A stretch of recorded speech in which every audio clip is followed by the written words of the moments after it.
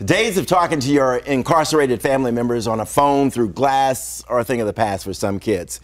Thanks to the work of Hope House and Carol Fennley here. Hope House began back in 1998 to allow children of incarcerated men to continue having a relationship. The goal is to keep those men locked up, connected to the community, and more importantly, to their families, to their children, right? This is Carol Fennley. We've known one another for, oh God, forever. 40 years. An incredible advocate for the homeless. She's known nationwide. But you started Hope House with the intent to do what? And what have you been able to do? I started Hope House 20 years ago to help fathers in prison stay connected to their kids. Okay.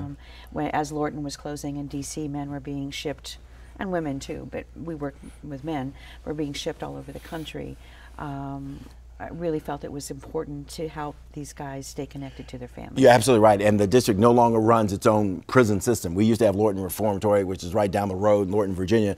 The feds took that back, okay, city couldn't afford it, and so our incarcerated people were shipped elsewhere throughout the country, which puts hardship on the families and kind of breaks down the family situation. Yes. Your full name? Irn Williams. Okay, you did some time? Yes, sir. Okay, and while you were incarcerated, this is your son? Yes. How did you stay in touch, and how important was it that you had Hope House?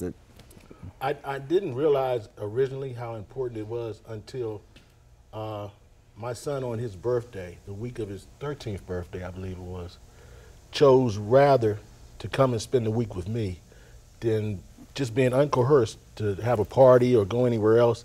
He really wanted to be with his father more so than anything else. And from that point on, I realized that it was important to stay in contact with him, and it was important to keep encouraging him. When he had bad grades, it was one time that my wife and I always talk about is that I was able, even on the phone, to say, Jonathan, you got to step up, you got to do this, to the point where he went into tears.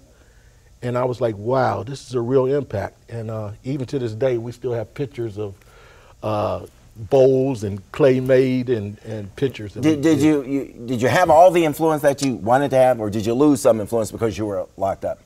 Well, I always told my son one thing in particular at that time, and that was that even though you can't follow my example, you can learn from my mistakes. These are the mistakes that I've made. And if you look at these mistakes, you have one or two choices. You can make them too, or you can learn from them and not make the same mistakes I pick up on the fact you called them mistakes. You didn't make excuses. You didn't blame somebody else. You called them mistakes. Yeah. Let me ask you quickly. What's the relationship been like with you and your dad? Your dad's locked up. You've got to go behind the wall to see him, so to speak. While I was in Hope House or present day? No. But when you were in the Hope House, when you were in the program, when you were coming up.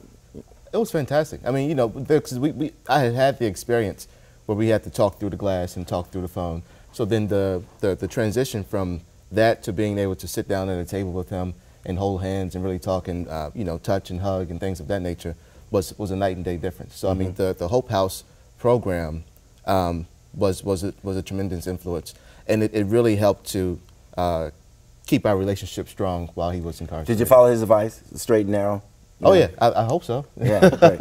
What do you do now? You're working now. I mean, tell me a little bit. I'm a photographer for DC government. Okay, excellent. Thank you very much, all of you. Nice seeing you again, Lyle. All right, back in a minute.